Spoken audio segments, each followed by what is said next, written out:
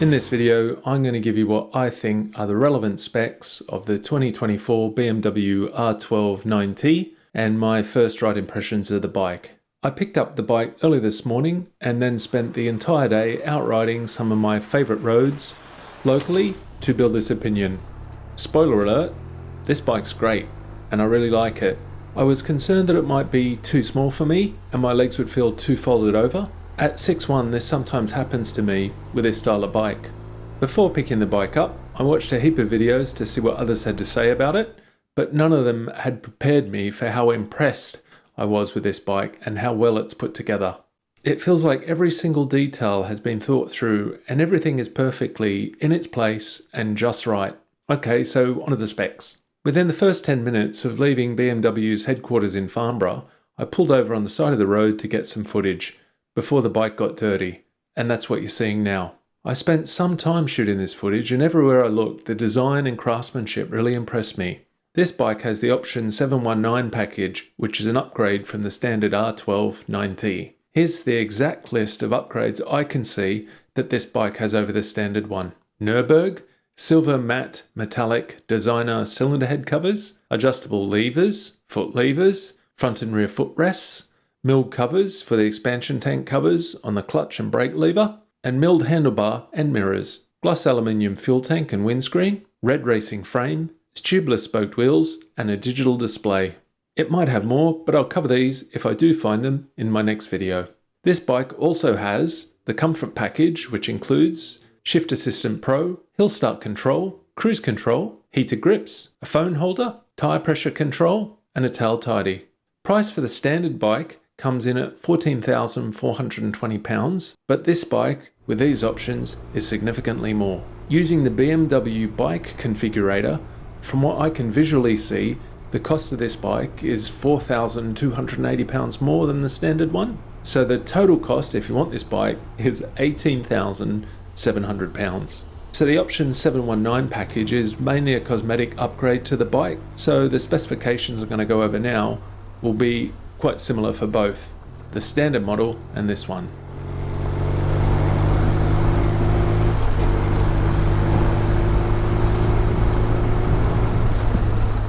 The engine on the R12 NineT is BMW's iconic 1170cc air and oil-cooled boxer twin. It produces 109 horsepower at 7,000 RPM and delivers 115 Newton meters of torque at 6,500 RPM.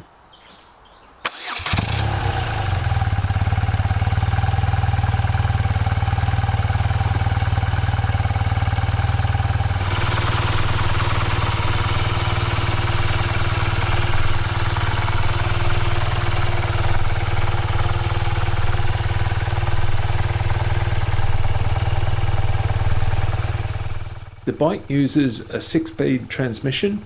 Power is delivered to the rear wheel through a shaft drive, which is one of BMW's signature features. This design reduces chain maintenance compared to chain drive bikes and provides a smooth, direct power delivery to the road.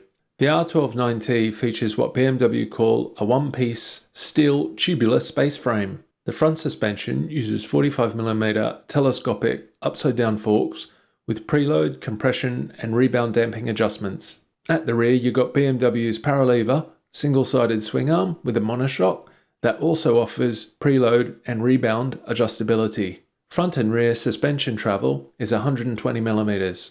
Up front, you've got dual 310mm floating discs with 4-piston radial-mounted monoblock calipers. At the rear, there's a single 265mm disc with a 2-piston floating caliper. ABS is standard. Bike also features ABS Pro, which offers more safety when braking into corners. Standard tubeless wheels are cast aluminium, but these ones are spoked and are part of the option 719 package. I like these much more than the cast wheels. The front wheel is 17 inches and runs on a 120/70 tyre, while the rear is also 17 inches and runs on a 180/55 tyre. The R12 has a seat height of 795mm and it's got a wet weight of 220 kilograms. The aluminium fuel tank holds 16 litres.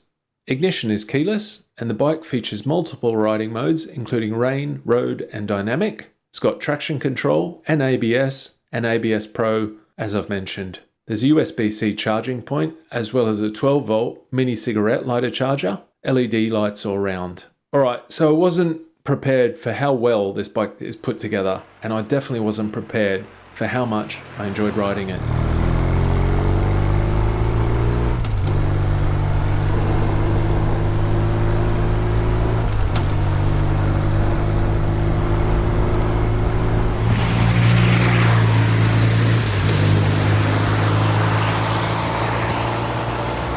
Immediately when you start the bike, you're greeted with the wobble of that big flat twin engine. The vibrations soon come down, but they never really disappear entirely, and that's a good thing. These are the kind of vibrations that add character, not discomfort.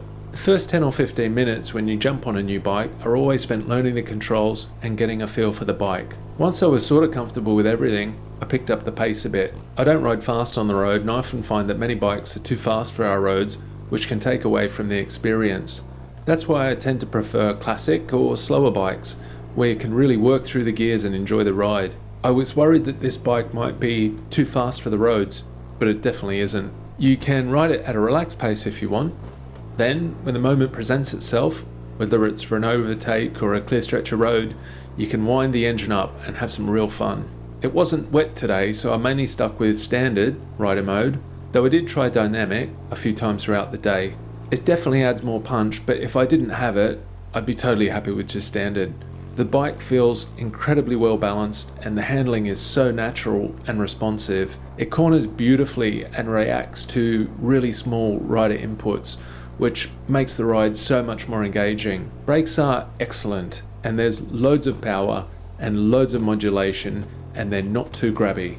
I checked the preload on the bike and it's been wound on a few turns. I'm not sure what the standard setting is, but I'll be resetting that along with the other suspension settings back to the factory specs. As I've mentioned, the front forks have preload, compression and rebound damping, which is impressive for this kind of bike. I'll also be adjusting those while I've got the bike to see how the ride changes. The engine feels smooth and pleasant to ride, and the exhaust note is lovely and quiet, even at full throttle. It's not too loud. I didn't like the look of the Option 719 package in the photos and videos I've seen, but seeing it in person really changed my opinion of it. It's much nicer in the flesh. If anything, the reach felt a touch long for me at 6.1.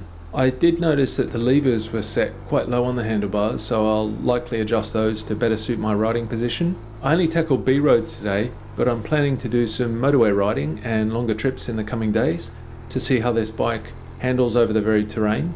Both the front and rear suspension perform well today. The front end in particular feels planted and tracks nicely through the corners. Sometimes these style of bikes can have a vague front end. The suspension gave a good balance of staying high up in its travel while being sensitive to small bumps. It also handled the bigger bumps well too. Okay, so what I'm going to do from here is get the manual for the bike and start learning it in detail. I'll be setting the suspension back to standard so I have a baseline for how it should feel, and I'll make any tweaks as needed. I'll also be adjusting the controls to suit me better, and I'll be deep diving into the bike's display and electronics to get to know them better too. Then it's time for a few more longer days out to build a more rounded, well opinion of the bike. If you have any specific questions about the bike or things you'd like me to test, let me know in the comments, and I'll make sure I cover them in the full review. In the next video, you'll see my full review of the bike, where I'll cover how the R12 NineT performs over longer rides and how it handles different road conditions and what I really think of the bike overall.